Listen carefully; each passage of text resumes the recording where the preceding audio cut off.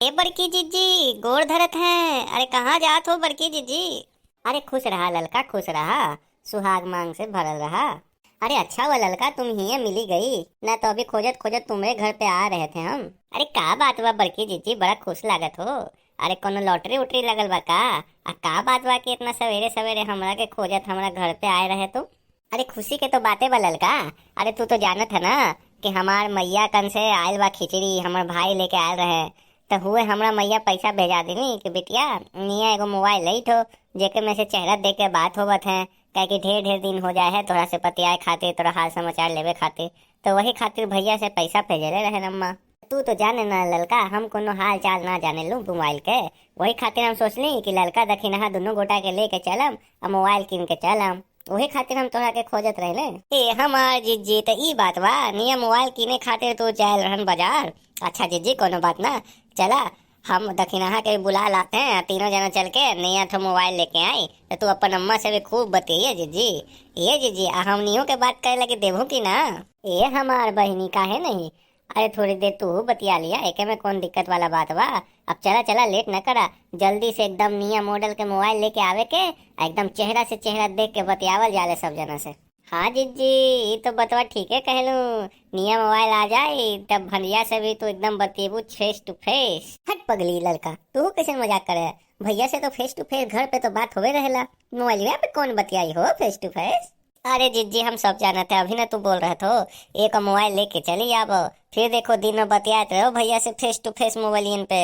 अच्छा अच्छा, चला चला, बाद में देख लिया जाए वो सब चीज। पहले चला चल के बजरियन से नया एगो मोबाइल लेके आवल जाए। अरे बाप रे बाप, दादा हो दादा। अरे कितना बड़का दुकान बाटे होई मोबाइल के। हाँ हो हमार जीजी। अरे इतना बड़का दुकान तो मोबाइल के हम कभी ना देखे रहे। अरे इतना बड़का तो कपड़ा के दुकान हो रहा है, तो खाली मोबाइल के दुकान बाटे इतना बड़ा हो।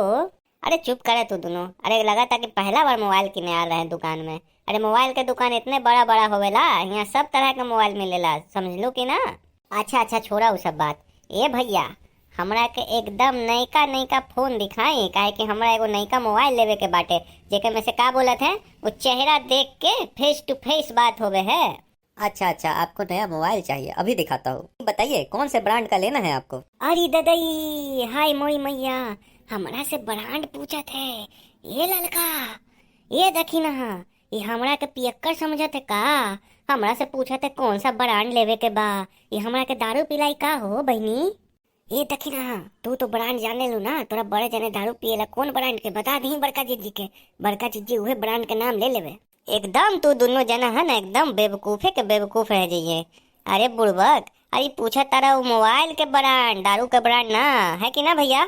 अरे हाँ हाँ बहन जी, अरे मैं तो पूछ रहा हूँ ब्रांड मतलब कौन से कंपनी का मोबाइल लेना है आपको? ओप्पो का, वीवो का, रियलमी का, एमआई का, सैमसंग का? अरे कौन सा कंपनी का चाहिए बताइएगा तब ना, यहाँ तो सब तरह का मोबाइल मिलेगा आपको। ए भैया, कोनो में ऑफर नहीं है का? एक में एक फ्री वाला, उहे वाला दिखा दीजिए। क्या बात है कि जाड़ा उड़ा का दिन है, अभी तो ऑफर उफर निकल होगा। आई हो हमारी मैया, ये माता जी, अरे ये रजाई कम्बल थोड़े नहीं यहाँ बेच रहे हैं कि ठंडा में ऑफर निकल होगा एक पे एक फ्री वाला। अरे तो मोबाइल है, अरे सालों भर इसमें कोनो इस तरह का ऑफर नहीं आता है माता जी। अरे हम तो कोई इक्के को मोबाइल दे पाएंगे आपको। अच्छा अच्छा, ठीक बा, अब रोवा मत। एक पे एक फ्री नहीं खे तो कोनो बात नहीं।